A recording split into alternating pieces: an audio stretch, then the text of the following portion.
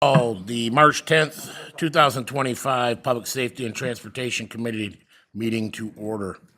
Be looking for a motion to approve today's agenda. So moved. Moved by Bear, supported by Williams. Any corrections, questions? Seeing none, all in favor say aye. All opposed, passes unanimously. Takes us to item 3, public comments. This is the first opportunity for public comment.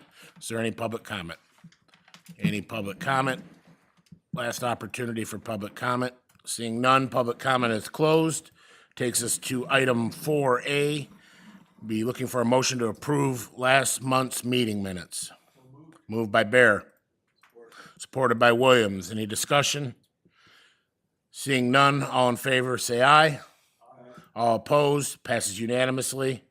Takes us to item B. Friend of the court, Sarah's here. Hello, Sarah.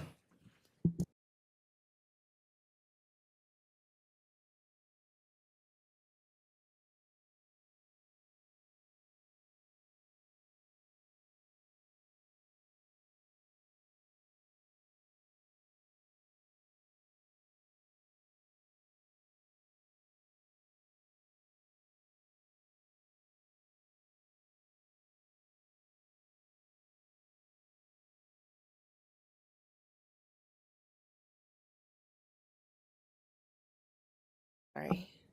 We're green now. Much better. I'm assuming you don't want me to start over. Okay. The Jackson County Performance Incentive Factors are CPS measures. Those are required to be at 75%.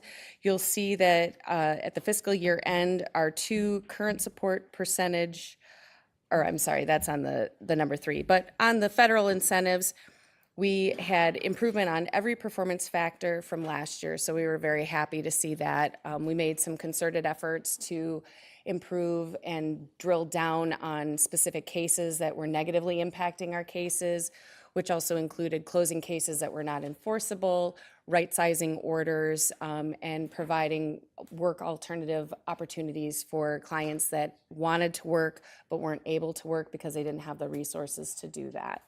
So we were happy to see mass improvement with that. The contract performance standards, which I was starting to talk about, that's with the state of Michigan in order to have our grant and be considered 4D. Supposed to be at 75%. And you'll see at the fiscal year end, we were below 75% on 2 of our factors. And those specifically, service of process and order establishment, that came from when we combined with the prosecuting attorney's office to start establishing orders. In doing that, we reorganized the whole process. We changed the way that we were serving our clients to ensure that they were getting service, they were knowing that they were being sued for paternity, and giving people the opportunity to come to our office and meet with our mediators and have meaningful parenting time orders. In doing that, it slowed the process, so it made us fail these measurements for the better part of a year. Now we are all on track, all the backlog is caught up, we've streamlined the process, so there is no problem with that anymore. And we are having a much higher engagement, which was our goal, of fathers who are coming to the office, getting DNA tests, getting in and getting parenting time orders, and having right-sized child support orders. So we are happy about that. But it did take us a minute to get where we needed to be. The last thing that I wanted to highlight was the GEMS project.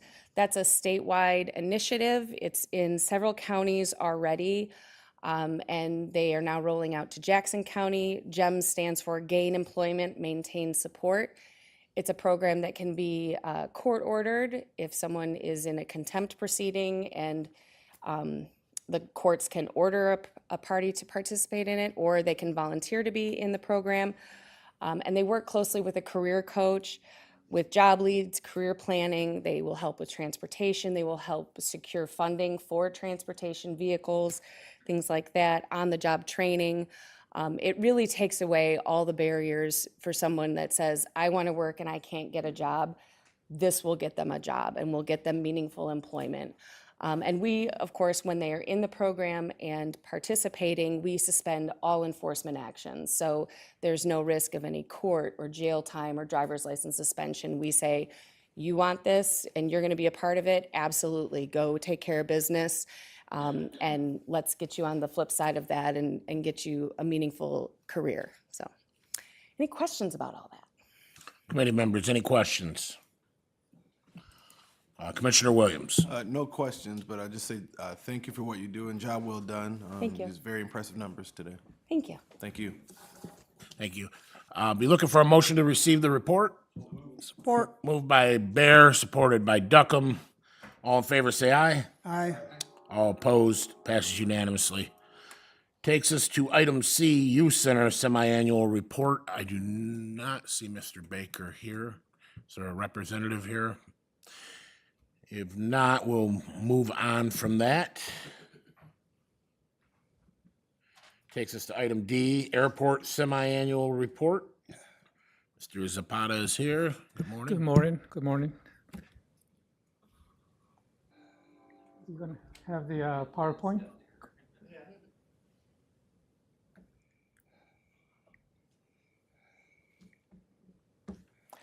Anyways, I'll go ahead and go on.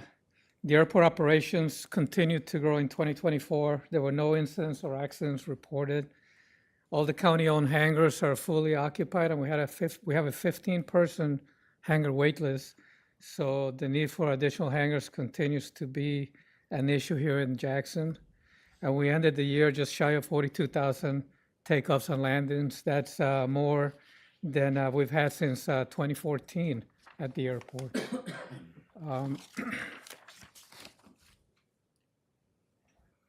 Go to the next slide, please.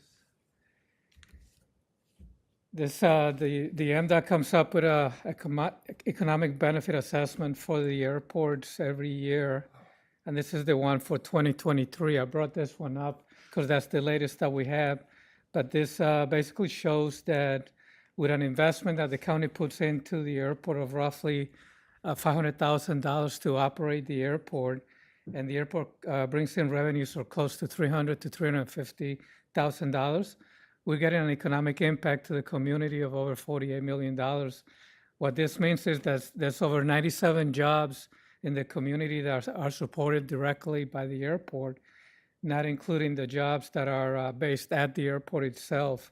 So this is a huge impact to the community, and every community that is growing in the United States and here in Michigan has a thriving airport. An airport is the welcome mat for new businesses to the community. Last year, we had over 1,000 corporate flights that were coming into the airport right here in Jackson to do business in the community. The airport serves more than just a business engine for the community. We also have, it can be used for the emergency evacuations. If we have, our local hospital has one heliport. So if there's a mass casualty event, the airport will be the place that will be used for evacuating individuals that need medical help. Also, if we have any type of a mass disaster, we will be the drop-off area for all the additional aid that will be given to the community. And we're also a regional training airport. We are one of the busiest training airports in Michigan. We're right behind Battle Creek, which has Western Michigan University. So all of the flight schools, including Western Michigan University, come and do their training in Jackson. So that's a really great benefit to the community that we have such a great airport. If we go to the next slide, this is some of the improvements that happened in 2024. We had 2 brand new hangars. They're private hangars that were built. And to build a hangar nowadays costs about $500,000. So these hangars are being built by local business owners that are getting into aviation for growing their business. We also had a new flight school that started operations in December of 2024. So that brings 2 flight schools that now we have here in the airport. The next slide shows what the control tower building used to look like. And if we recall from prior presentations, the control tower building was built in 1961, and because the boiler failed and we had to hook up that building to the boilers in the terminal building, we went ahead and we painted the building with rubberized white paint to help us with cooling and heating of the building. So we were lucky to have a grant from the federal government with additional funding from the state and the county. And we went ahead and we have almost we're almost ready to be completed with this project. If we go to the next slide, there's a picture taken back in January of what the outside of the building looks like. But basically, we now have a building that has no asbestos. All the asbestos has been removed. We have a new boiler system. We have a new HVAC system. We have double pane windows. And the interior of the building has been refinished so that it can be utilized for the next 40 to 50 years. So that was a great investment in the airport with this building. If we go to the next slide, additional funding that was spent at the airport provided us with solar panels, and the solar panels have not been completed yet, but the solar panels that we have are going to provide nearly 60 to 65% of the electric needs for the terminal building and the control tower building. Now, keep in mind that our second biggest expense at the airport, just behind the salaries for the employees, is the electric bills for the airport. So this should help us reduce our electric bill at the airport. And if we go to the next slide, the local community, the county, provided us with $1 million grant or funding to hook up the terminal building, the control tower building, and all the corporate hangars with municipal water. If we recall, the well system that was used prior to this system being installed is basically on airport property, where we have an abandoned landfill, and we also have PFAS contamination. Now, PFAS is the chemical that used to be used in AFFF, which is the foam that is used to put out fires of aircraft. And up until 1986, we used PFAS all over the United States, including Jackson County Airport. So we have PFAS contamination. We also have an abandoned landfill. So we no longer use the well water, and now we use municipal water. Another thing that we did was we were able to come up with a storm drain system or a storm drain management plan for the airport. Now, this was something that was demanded by the county drain commissioner in order to allow any new construction on the airport. So if we go to the next slide, this is kind of like what our storm drain management system looks like. We have 4 detention ponds that are designed to absorb all of the storm drain water from the airport, and they're also designed to dissipate the water in 24 hours. So the last thing we want is standing water on the airport that attracts wildlife and bird activity. So this water has to continue to dissipate within 24 hours of a 1-inch rain event. And so that was one of the things that was done at the airport in 2024. Next slide. We had a Hangar 201, which is the original community hangar at the airport. We were able to complete tuck pointing with funding from the county. So that was a badly needed project that had been postponed earlier in the year, but we were able to come up with the funding to do the tuck pointing. Now, Hangar 201 is the home for frequency finders, as well as Compass Rose Aviation, which is the new flight school at the airport. And if we go to the next slide, this is shows photos of the maintenance building, the auxiliary maintenance building, which is known as the Triby building. And we were able to repaint this building and start to rehab this building. This building is used for our overflow parking of all the lawn mowing equipment. We have 2 tractors, we have 3 zero-turn mowers, and we have all the mowing equipment. So this is where we keep this equipment. And this is also home to Zephyr Systems, which is the local drone company. So what comes up in 2025? We go to the next slide. We have 3 main projects that we're looking to complete in 2025. We have the terminal building update, and this was congressional earmark done by Congressman Wahlberg in 2023. It was a $2 million grant. We're still in the process of getting this approval, but this will provide 88% federal funding 5% state funding and 7% local funding if this project is approved. This project will not only update the interior of the building, but it will also rehab the restrooms. It will provide new boilers, new windows, and a new roof to the building. So this is a badly needed project for the terminal building. Keeping in mind that one of the boilers is operating at 50% capacity right now. So these boilers were installed in 2001, and they're past their life expectancy. So they will need to be replaced through a federal project or local project in the near future. We also have a taxiway Bravo rehab. This was a project that was approved by the county in October of 2024. And this is a 90% federal, 5% state, and 5% local project that will rehab taxiway B on the airport. And the crack sealing and pavement markings for the project, this was a grant that we just won about a month ago. And it's 100% state-funded project, so we can do crack sealing and pavement markings on the airport. If we go to the next slide, we also just found out that Flagship Private Air, which is a non-scheduled air charter company that was formerly based at Willow Run Airport, they're going to be relocating to Jackson County Airport. So they will be bringing in 2 jets that are used for charter operations. So this will provide not only 2 to 5 additional jobs to the airport, but also make it more convenient for individuals that are looking to charter an aircraft. And so you guys may be wondering, since I talked about it for about a year and a half, the drones are coming. We got to get ready for drones.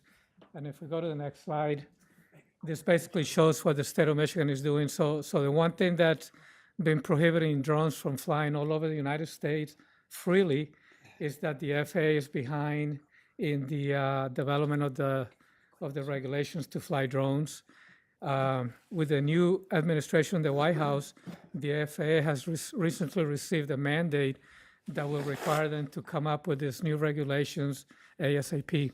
So hopefully sometime here in the next few months, we will actually have regulations that will allow drones to be flown beyond the visual line of sight in the United States. And that's something that only military drones are able to do right now in the United States. But we need not only private, but commercial drones to be able to do this.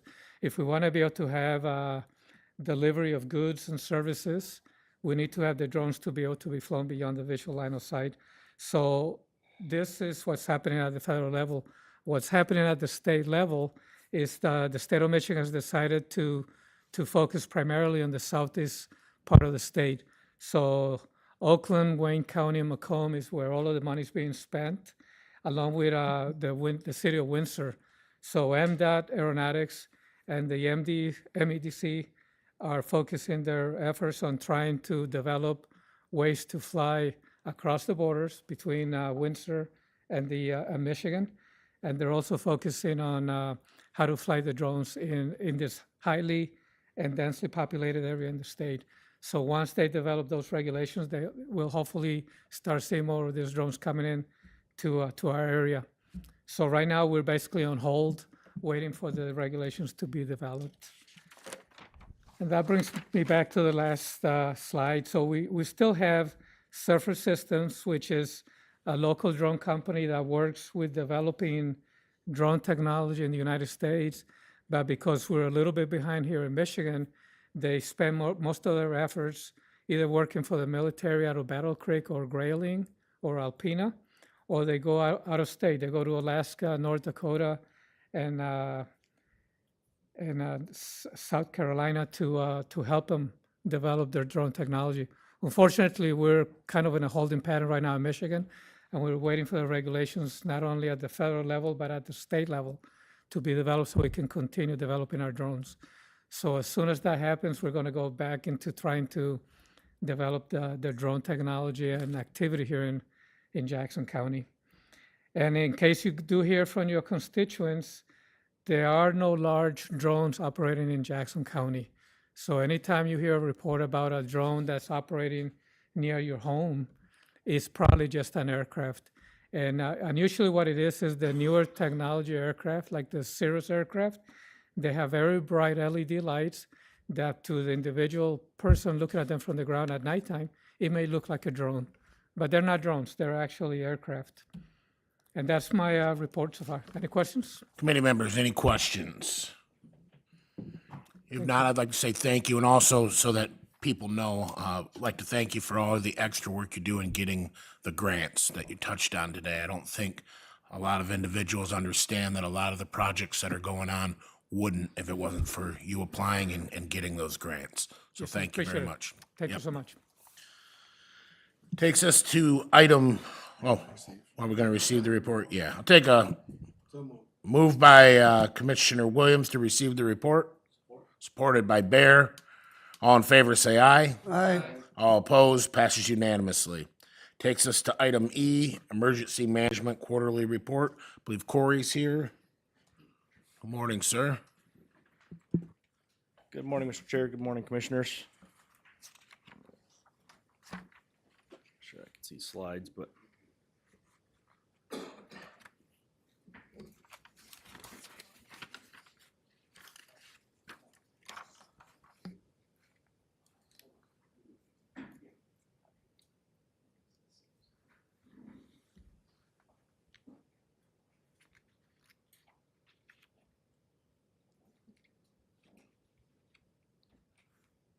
I'll go ahead and get started as slides are coming up.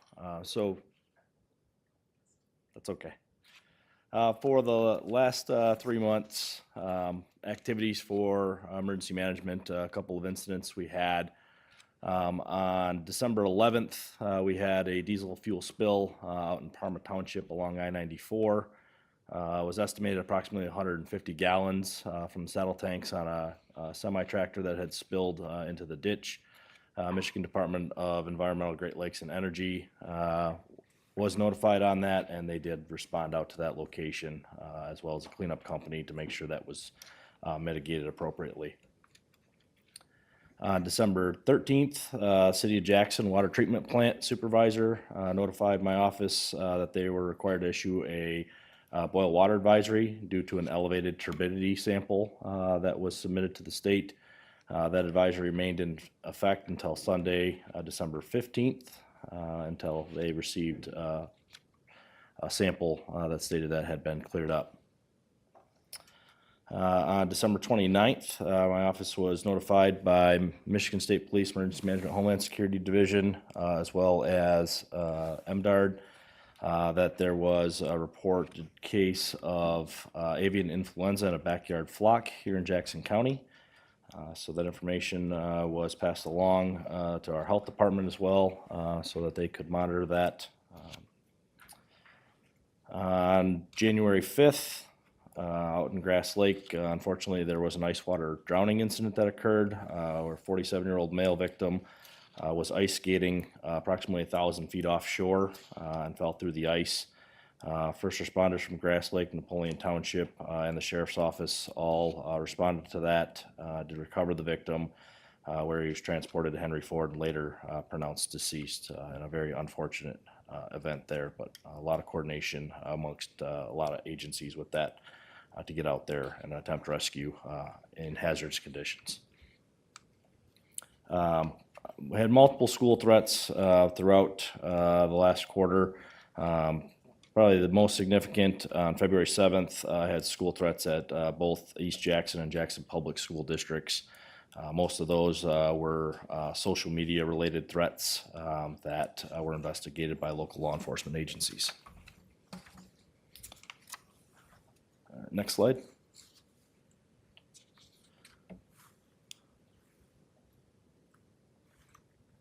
On January 16th, Fire Academy toured the Emergency Operations Center as well as 911 Dispatch Center. Held their class actually in our EOC for that evening.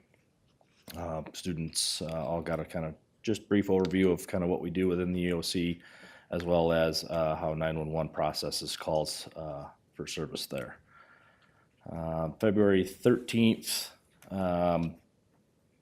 new HVAC system was installed in the emergency management office, and then the following week, the 17th through the 21st, the EOC HVAC was updated and replaced as part of the larger Verigy project. February 10th, did some updates to our website for emergency management. Primary update for that was updating the Tier 2 reporting process. So Jackson County now subscribes to the online Tier 2 manager through Eagle, which allows local businesses to just submit their reports on there. Currently in Jackson County, there are 127 active facilities reporting. 75 of those have extremely hazardous substances above threshold planning quantities. We do have data on all that chemicals and hazardous substances for all of those facilities mentioned. On January 6th, Jason Brining was hired back into our office from previous retirement as our regional planner assigned to Jackson County through Region 1 Planning Board. He's been a great addition back in the office. His knowledge and experience allowed him to dive right in on day one, and he's accomplished quite a bit over the last couple of months. So happy to have some support in the office and his knowledge as well. And then lastly, kind of the elephant in the room a little bit is federal funding pause update. So as many have seen in the news cycle, federal grants have come to a hold and are on pause currently. Been a lot of meetings, a lot of discussion locally with the state as well as within FEMA Region 5 on this. Their state is actively working on this. FEMA is actively working on this on multiple levels. But currently, we still are on a hold. What we're being told is that there's most likely going to be an additional manual review step that's added for our reimbursement request. But we've not received any formal communication outlining that process at this point. Currently, we have our emergency management performance grant, which covers a portion of my salary, as well as our regional planner. And then we also have our Homeland Security grant program that is all currently on hold. So we do have a few projects. You can go next slide, please, that have yet to be reimbursed.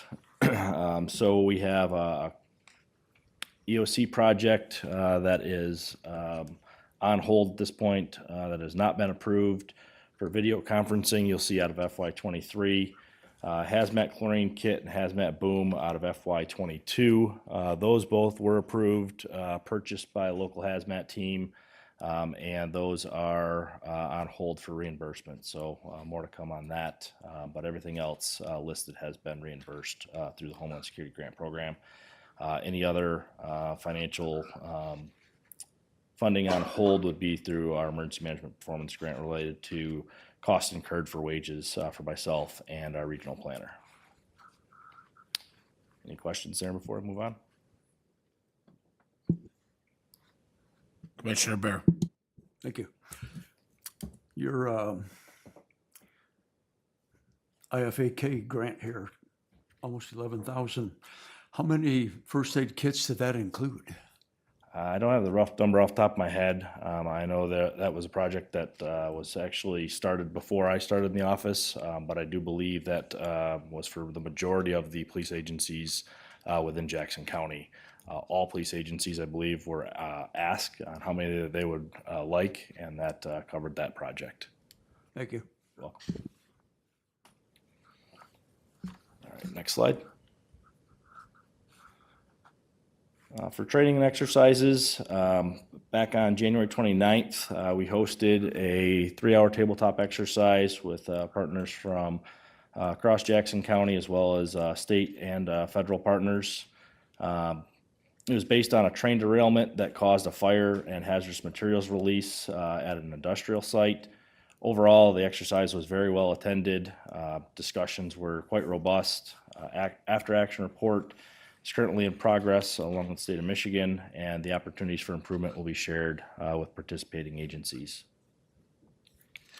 On February 5th, we participated in the Regional Medical Response Surge exercise.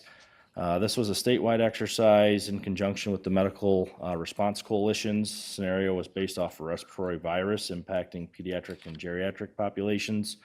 It really tested our healthcare partners' ability to share real-time data regarding their bed capacity, ventilator utilization, and any respiratory care metrics with that. So we did provide a few things with that exercise, as well as test our strategic national stockpile ability to request stuff from that.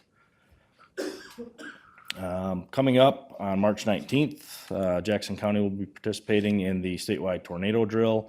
We will be setting off the outdoor warning sirens with that. There will be more communication coming up on that as we get closer to that date, and along with Severe Weather Awareness Week that week. And then lastly, May 22nd, we have scheduled a incident action plan workshop for the Jackson County Fair. This will be for police, fire, and EMS agencies that will be responsible for the fair to develop that incident action plan to make sure that everybody knows how we're going to communicate and respond should anything happen at the fair. I think that is it. Any questions? Commissioner Duckham. In regards to the avian flu, do we have an action plan, or are we just recognizing the fact that it's here? So we do have a plan. At this point, everything is in the monitoring state. So the state, as well as our local health department, are monitoring the situation. There's not any major concern for transmission to humans at this point, so not anything that we need to be overly concerned with, but obviously it is impacting lots of different things, including our economy. So we'll just continue to monitor and assess that, and if need be, then we would start looking at additional steps in coordination with the state and local health departments. Thank you. Welcome. Be looking for a motion to receive the report. Moved by Bear, supported by Walls. All in favor, say aye. All opposed, passes unanimously. Thank you, Corey. Have a great day. Thank you, you too. Takes us to item F, Finance, Jackson County Department of Transportation, December 24 draft financial statements. Good morning, Cecilia and Angie. Good morning. So I am here to just go over the results of the financial statement at December 31st, 2024. Just keep in mind, this is in the process of being audited. So as of right now, would be probably considered a draft phase. But again, it's a good time to at least tell you what our expectations are. On page 2, you will notice that there is an increase to the fund balance of $81,000. And there's also, that brings us our fund balance to over $6 million. That is an increase over about $2 million of budgeted. And that would be because that we had excess revenues compared to budgeted around $605,000. You can see that on the bottom of page 1. And our expenditures came in positive compared to budget at $1.45 million. Are there any questions? Committee members, are there any questions? Okay. That's all. Thank you. Yes, be looking for a motion to receive the report, the statement. Or Moved by Bear, supported by Duckham. All in favor, say aye. aye. All opposed, passes unanimously. Takes us to item G, Jackson County Department of Transportation, County Catch Basin Cleaning. All right, our cheat screen's black here, so that's weird. No, this one, I think it's off, but, okay. Our catch basin. So this is our typical bid that we put out for catch basin cleaning. We also use them for jetting and televising our drainage system when needed. We are asking to award the contract to M&K Jetting for 2 years with a possible 1-year extension with a cost not to exceed $100,000. They have done our services for a number of years, and we're very happy with them. They're substantially lower than the other two, huh? Yeah, even with the 8.5 increase from the last bid price. Committee members, are there any questions? If none, I would, well, hold on one second here. Be looking for a motion to forward this to the full board with recommendation of approval. So moved. Moved by Duckham, supported by Bear. Is there any discussion? If none, I'd ask you to post the vote, please.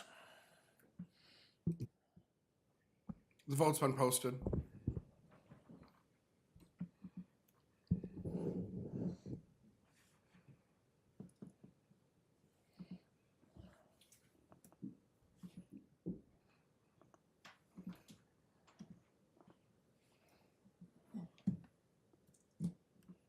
Passes unanimous.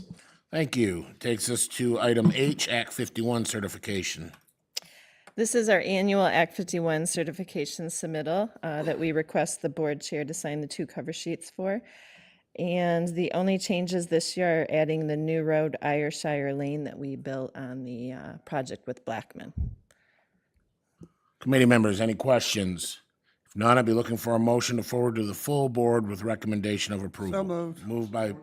Moved by Duckham, supported by Bear. Any discussion? Seeing none, please post the vote.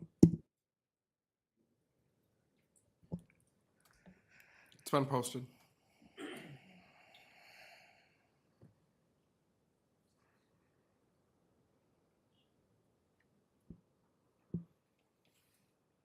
Passes unanimous. Thank you. Takes us to item I, the Hanover Road Bridge Project.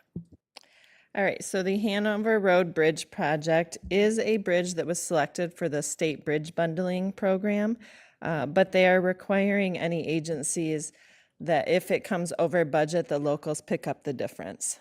They're estimating them high, so I don't think we'll have to pay the $59,560. I think it will come in under budget, but that's what they're asking us to approve in our contract. So right now, it's sitting at a $59,560 local match with 2.2 million federal and state funds for that reconstruction. And this again is one that this state is building for us. So they'll oversee the project, and when it's done, then they give us our bridge back brand new. Commissioner Bear. Did I hear you right? Did you say the state is building this for us? Yep, that's what kind of a part of the bridge bundling is. They take ownership, not really, but we give them the rights to the bridge. They put it in a huge package, put it out to bid. They hired the contractors for design also. And then when it's done, they give it back. So that really minimizes our involvement. So that's good. Thank you. It for that does. answer. They still have included us in, the permitting, so we know everything that's going on with the project, but yeah, it's nice. Thank you. Commissioner Williams. Thank you, Mr. Chair. So I know you mentioned that if things did go over budget, that we would have to cover the cost. Would this come from JDOT's budget if it did go in that route? Yep, correct. Okay, thank you. Nothing further, Mr. Chair. All right, if there's no other, Commissioner Pileski, go ahead. Thank you for the courtesy, Mr. Chair. This is in my area, and I'm really glad to see this finally coming through. But I want to understand, as Commissioner Williams asked, what exposures we have. Right now, the exposure to the county is 60,000. But it sounds like this could be a larger exposure if someone were to bungle the building of the bridge. And so I know the state's going to do it, but will our guys be there to keep an eye on the thing? Oh, yeah, we'll be involved. We'll be able to go, actual construction, you mean? To make sure we don't write a carte blanche to a Yeah. inept contractor. Yeah, we're just not responsible for doing the daily inspection reports or doing the testing or everything that we do on a normal project.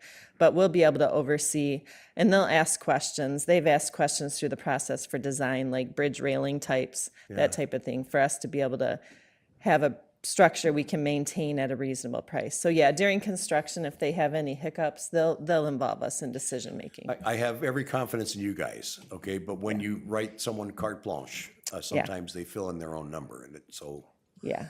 thank you. Thank you for keeping an eye on it. That will make me feel better. And thank you, Mr. Chair, for the opportunity to comment. It might help to make, so the state is even though there are bridges, the state is held responsible for all structures in the state of Michigan. So they have the obligation or the willingness to get all of these bridges reconstructed at a reasonable price also. So they only have one huge grant package, and they want to get all these done at a reasonable price. So they have some blood in the game. Commissioner Duckham. Good morning, Angela. Hi. The bridge projects used to be quite a drawn-out process for the county to get the bridges done. Were we working with the feds at that point in time? No, so I think one of our next items is what you're talking about. So our state bridge project applications that we put in to get funding, that's 3 years out. I know the Moon Lake Road Bridge. That was a state, so that's one of, is it the next one? No, a couple items down is the program that we submit grants for every year. And that is a 3-year process. Okay, so this takes the burden off you to get them okayed and move the project on. Yep. That That should and help in it your doesn't timing. count towards that funding that we're eligible for. Okay, thank you. All right, committee members, be looking for a motion to forward it to the full board with recommendation of approval. Motion by Bear, supported by Williams. Any discussion? If none, please post the vote. It's posted.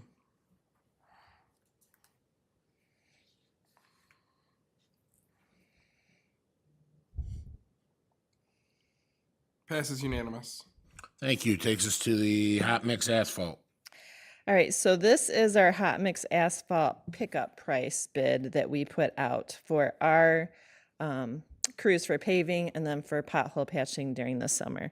So we're asking the board to award the contract to both the bidders, Michigan Paving and Reith Riley, at a cost not to exceed $2 million. Again, this will be used for what I just mentioned, our projects and for pothole patching once they open up. Committee members, any questions? Commissioner Bear.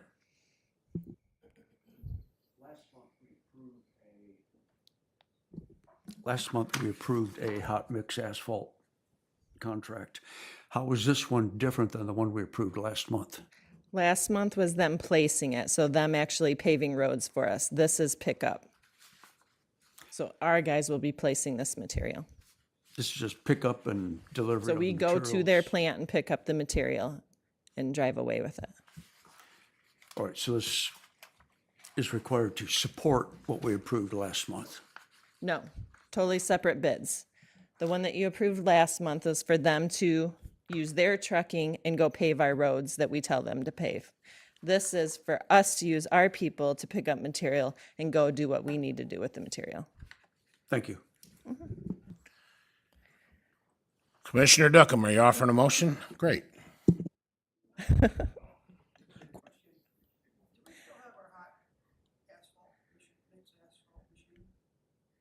Do you mean our Begala? So I think you're talking our Begala. It's not used in the cold winter months when we're plowing, but yes, we have it and we were using it. But last I checked, last week, we were waiting on a part. It should be in the beginning of this week so we can begin using it again. Can I get back to you? I have a report I can look at on the network. A couple weeks, not long.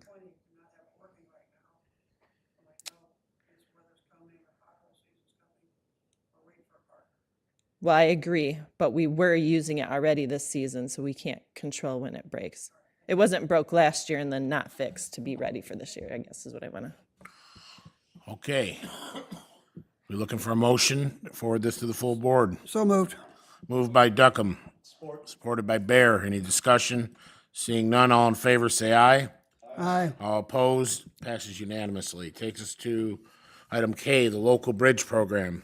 All right, so this is that item that I was referring to for our bridge grant funding, which is the 95% state or federal funds and then 5% local match that we submit to.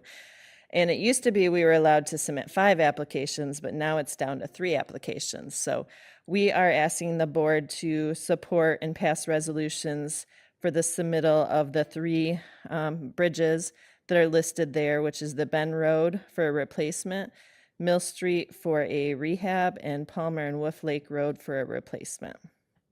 Committee members, any questions? Seeing none, I'd be looking for a motion to forward this to the full board. Moved Support. by Bear, supported by Williams. Any discussion? Seeing none, all in favor, say aye. Aye. All opposed, passes unanimously. Takes us to item L, culverts. This item is for construction purposes, so we're asking the board to approve the purchase of culverts from Jensen Bridge and Supply for this season for up to $30,000 in expenditures. These culverts are purely for either road culverts under the road that need to be replaced or driveway culverts that are on projects. And I stress on projects because that's the only time we replace any road culverts is if it's in a construction project. Again, we're asking the board to approve the Jensen Bridge.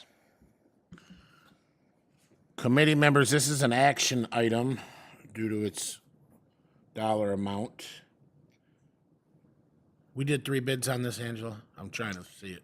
Yeah, 2 vendors responded, but we put it out. Okay. Any questions, committee members? If not, I'd be looking for a motion. Moved by Bear, supported by Duckham. Is there any discussion? If not, I'd ask you to post the vote, please. It's been posted.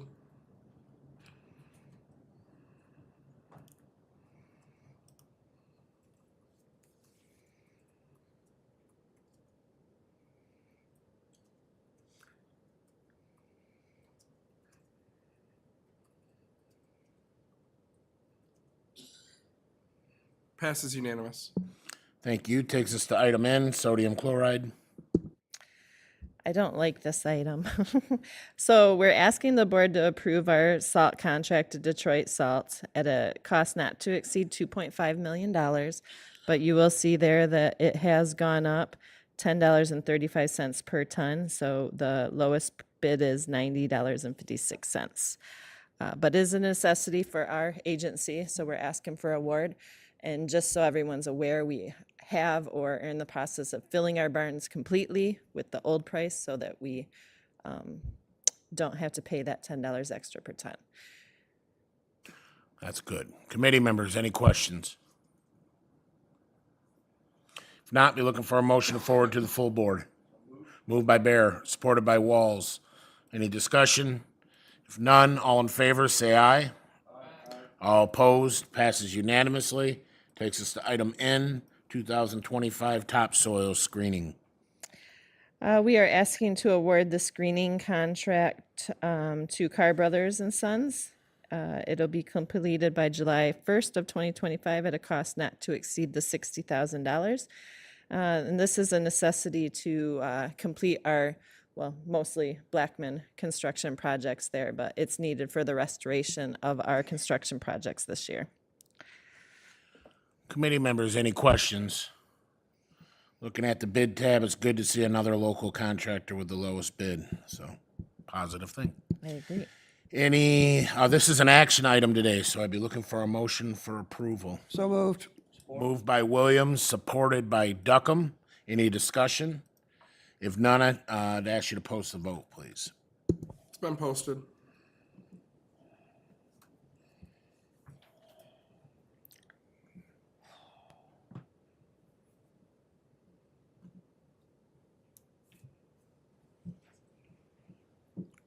Passes unanimous. Thank you. It takes us to item O, trucking and transporting road materials. Okay, so we put out to bid trucking this year because last year we used some as-needed prices and they seemed a little high. So we put it out to bid to see what we'd get, and they are quite a bit lower than what we were getting last year. So we're asking the board to approve to 8 of the 9 vendors that responded, and they're all listed there in the motion, for an amount not to exceed $400,000, but my hopes is it will be a lot less than that. It really depends on the final township work we get in this year and then how it schedules with the rest of our work. We intend on doing as much as we can in-house with our people, but we wanted to have this in our pocket to be able to call on trucking if needed. Committee members, are there any questions? If none, I'd be looking for a motion to forward this to the full board. So moved. Moved by Duckham, supported by Bear. Any discussion? Seeing none, all in favor, say aye. Aye. All opposed, passes unanimously. Takes us to item P, SS4A Consultant. What's that acronym stand for? The Comprehensive System Safety Action Plan. Luckily, it was in the motion. All right, so we are asking the board to approve the contract to Kimberly Horn for this grant. This is the grant that, if you remember, handful of months ago, we talked about receiving the $500,000 to do an action plan, which is a county-wide plan, and it will include all of the other agencies to help them prioritize projects that are a necessity based on their crash factors and different things that the grant will analyze.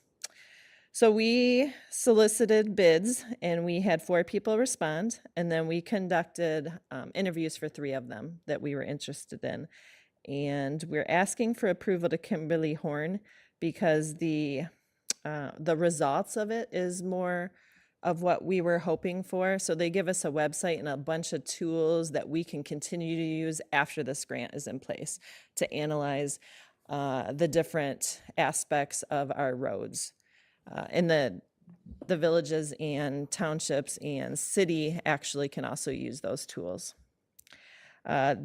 Just as a reminder, we do have the $125,000 in-kind match, but we did talk to the consultants about how we'll spend that, and it will be mostly on traffic counting and different things and review of the progress of the grant, and they think we'll be able to do that. So we're excited to get this going. It will help in prioritizing all the different safety features that we apply for safety grants, all the trails that we have different agencies come to us and want us to be the fiduciary for, and we'll be able to make a master list for the county. Committee members, any questions? Commissioner Bear. Thank you. Is this just the development of a plan, or is this any construction carrying out anything? There's no construction in this. This is just a plan. How many bids did we get on this? 4. All right, thank you. My only question would be, we kind of heard from another presenter today worrying about grant funding being put on freeze, losing funds. Is that a possibility with this? We have not been notified that it is. Okay. Thank you. If no other questions, Commissioner Duckham. This is we're gonna invest $125,000 to have them tell us what to do to make our roads safe.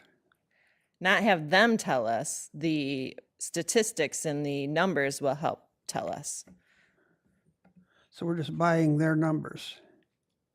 Buying their numbers. I mean, no, we there's know our there's roads, engineering behind it all. They're putting together a county-wide, so that they're looking at all the roads in the county in more of a complete streets type of fashion. But the 125 is in kind, so it's not cash out of pocket. It's our engineering team working with them to do it over the year and a half.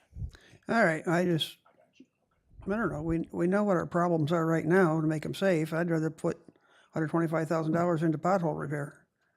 You want Or am I missing something? the match I is don't in think kind, Commissioner Duckham, for what I Okay. was informed, so it's not cash.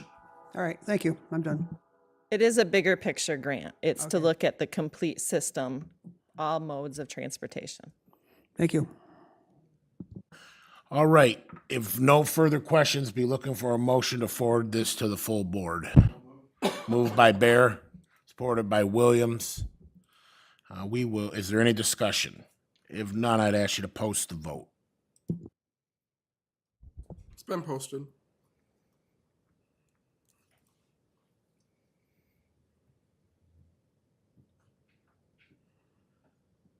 Passes unanimous. Thank you. Takes us to item Q, the shared use path contract. All right, so we are asking the board to approve the chair and the county administrator to sign the MDOT contract for the shared use path. I think it's the easiest to go to the map that's in the picture as I talk about, or in your board docs as I talk about it. But basically, it's a $3.1 million project. 1.8 is federal grants, and then the remaining is share between Jackson County Parks and JCDOT. Ultimately, JCDOT has $126,000 on this for the road diet project for a match on it. When you look at the map, you can see the different sections of it. So we have removed the road diet as directed in front of, or on Parnell Road. The $126,000 that JCDOT has is for the road diet on Lansing Ave. And then the parks portion is the red line.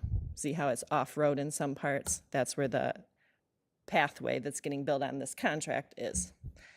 Clear as mud. Committee members, are there any questions? Commissioner Duckham. Is this the road diet for Parnell Road? Yes. Okay. Phil, they've removed the park from Lansing Avenue to 127. Look at the map. See the X's up in front of you, Yeah, I see it. okay? That you're not So doing is- that, you're not doing that part. Is Blackman Township okay with this? As They'd far like as, to not see any of it, but they're okay with it. All right.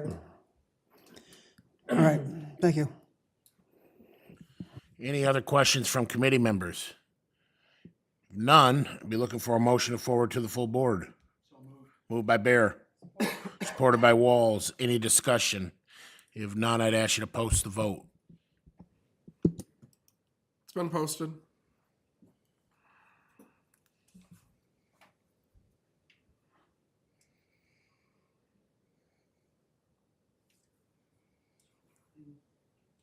Pass 4-1.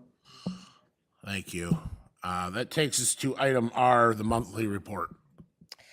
all right, so our monthly report for our grant projects, we have our signals installed, but I do not believe they've been turned on yet, unless Charlie, no, not yet. Soon, this month, they'll be turned on and in operations. For our tree removal grants, they're down to the last couple weeks of tree removals. So they're on Michigan Ave, I believe, right now with that. Our curve sign project, they continue to work on the curve signs around the county. And then for maintenance, hopefully that is our last storm event. We had 17 storm events this year that we tracked with the dates there. And I'll have the totals for salt and things in the next monthly. For Q alerts, we're at a total of 800 so far this year. 206 are open with 594 closed with the different topics of the calls in that list. Then we get to the patching. The map there shows where all of our open service requests were as of, I think, Friday morning or Thursday night when I pulled this.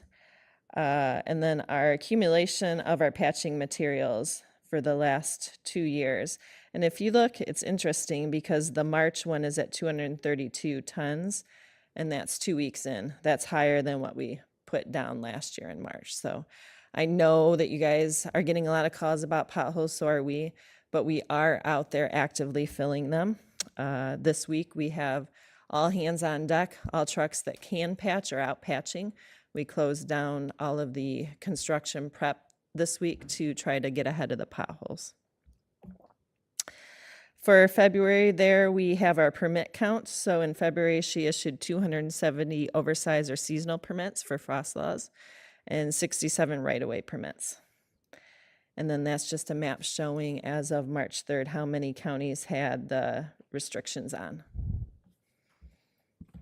Committee members, any questions? I see Commissioner Bear. Thank you. 270 oversized seasonal permits have been issued. If the topic is that these heavy trucks destroy our roads, what qualifies one of these 270 people to drive on them anyway? Why are these permits issued? Well, the state, there are ones that we are required to issue. I don't have a list of what these 270 were or when they were issued. That's just a count of how many permits she did for the month. Some of them are frost laws, some are not, because frost laws went on. Yeah, I can't remember what date, but so tree tracks, is that what we said? Yeah, consumer street trucks, so they have to be approved. So they issued, gosh, I want to say 30-some permits in one day for oversized loads for consumers' contracted tree crews. But we put into their permit a stipulation that they have to give us their route 24 hours in advance for us to review. And we have the right to deny any roads that we don't want them to go down. So in the past, consumers has kind of gotten a free route. They put it in and they just go. But because our roads are in such the condition they are, we are actively reviewing their routes.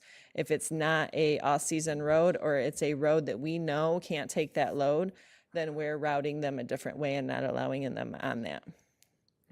Okay. So Next question. How many pothole patching crews do we have out on the road? I don't have a count. I can get one and let you guys know, but what I was told a number would be, a rough number would be, I think 23 trucks, because it takes 2 people per truck, that we could put out there with material. The limitation is the trucks that we can put material in. Okay, so that's as far as I understood, we have 4 patching crews under contract. No, we don't have any patching crews under contract. We did. Yep, that contract was up before. So we did that contract so that they covered while we were doing construction. If you remember, I think it was 2 weeks before we were done with construction, that contract was out. So there was a 2-week gap between us patching and them. We have it back out to bid for this year. And at the next board meeting, you should see a contract that we are asking you to approve for the contracted patching to start. And we're hoping to do 2 crews for double the time. So instead of 4 crews for the 3 months, we want to do 2 crews for the 6 months. I don't remember exactly, but Okay, so at the moment then we're down to 1 patching crew. no, Just your in-house. 23 trucks. I can get the exact number, but there's about 20 plus or minus patching crews out there. Okay. A couple of years ago, we purchased and installed some, what was called hot asphalt oil tanks. Yep. What's the status on those? Currently, they're winterized. They're not being used, but for construction season, they're used. So they still do get used every year? Oh, yeah. We use them for our oils. So whether it's cold in place recycling emulsion or chip seal emulsion, we're able to clean it out and put whatever we're using at the time in it. Okay, hadn't heard anything about them for a while, so I was asking. Thank They're you. just part of the process now, I think. All right. Commissioner Duckham. Thank you. Angie, do you have a guideline for the process for filling the potholes that you issue the crews? Yes. They have a standard operating procedure. Well, I'm getting reports that they're throwing the asphalt in the hole and the water splashes out. When it's raining, yeah. There's nothing we can do during rain to get that out. And it's an emergency state, so we have to fill potholes. Yeah, okay. And how about as far as getting it in the potholes instead of throwing towards them? No, I mean, I'm just nobody heats passing the along. potholes. There's I'm not a passing along what I'm necessity. hearing, okay? Yeah. Huh? I'm passing along what I'm hearing. Yeah, and we do not heat potholes. We never have, and I can't fathom a day that we would. They don't even do it on the state trunk lines where they have a lot less. We wouldn't get anything done, and there's not really a necessity for it. The cold mix doesn't need it. Cold mix is stored outside in the rain. It's the water and the temperatures don't make it not perform. And then hot mix, we blow it out and we place it, it bonds. As long as you compact it, compaction's the key. So the cold mix, if we're putting it in water holes and not rolling over it, that's a problem because it's not displacing that water. Hot mix, it seals off So we have to get the water, well, the water evaporates from the temperature of the mix when you put it in there, so Do the we water's have, not a problem. you have road crew supervisors, do they check on the work output that the crews are doing? Yep, Okay, thank you. yep. Committee members, any other questions? Commissioner Walls? Are you're 2 weeks out before you start the tree trimming? The end of the month is the date, March 30th. 30th, and then you don't start again until after white oak disease, right? So that's July? Yeah, there's another, so bats, I think, is the next restriction. So our tree cutting is October 1st to, yep. There's a lot of restrictions we have to abide Do by. you still have room for people to report trees? Because I've had a few people ask me about that. So yeah, they can always report trees, but we are not removing trees unless they are dead and leading towards the road. I just had someone tell me that on Combo Road in Grass Lake, there are big branches dropping into the roadway, so I wonder. Oh, for tree trimming, you mean? Yes, please report. Any canopy roads, please report. We have the tree contractor working on them, and then, well, yeah, we have a tree contractor working on them now, because all our people are diverted to potholes and gravels. Staffing wise, how are we doing? How many people are you at? You're short, excuse me, Yeah. that would be the word. We were short, last I knew, 5 in one garage. I think 11 total, but I can send you a updated one. 11 total, and how many are like entry level? Or, so for operations, they all are considered entry level when they get hired. Okay. I'm just thinking about ways that commissioners might help recruiting Yeah. for young men or women that are looking for jobs in the county. I can look up our FTE and tell you before we leave. It's in my email. Yeah, if you don't mind, and what it would pay and all those types of things, and roughly. Contract negotiation. Oh, we're in, Yeah. well, never mind. I- Well, what it currently pays. Yeah, I can yeah. get that to you. Okay, thanks. If there's no other questions, be looking for a motion to receive the report. Moved by Bear. Supported by Walls. Any discussion? If none, all in favor say aye. All opposed, passes unanimously. Takes us to item 5A, be looking for a motion to pay the claims. Move. Moved by Duckham, supported by Williams. Any discussion? All in favor say aye. Aye. All opposed, passes unanimously. Takes us to item B, other minutes. There are none. Item C, reporting schedule. For next month, we will have the district court along with the circuit court. Takes us to item 6A, public comment. Is there any public comment? Any public comment? Last chance for public comment. Seeing none, public comments closed. Takes us to item 7A, committee member comments. Are there any committee member comments? Seeing none.